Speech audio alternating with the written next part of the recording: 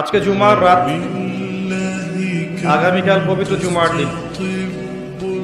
ইসলামের রাত এবং দিন পশ্চিমা সভ্যতার মতো নয়। পশ্চিমা সভ্যতার রাত দিন হচ্ছে রাত 12টা থেকে দিন 12টা।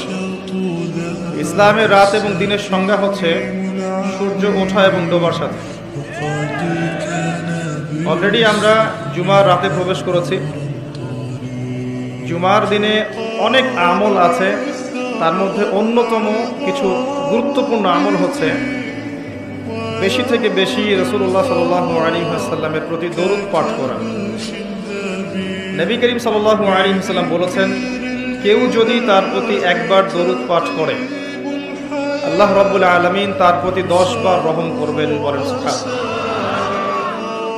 তার আমল নামায় 10টা নেকি লেখা হবে, 10টা গুনাহকে মাফ করে দেওয়া হবে এবং তার মর্যাদা 10 গুণ বাড়িয়ে দেওয়া হবে। বলি সুবহানাল্লাহ।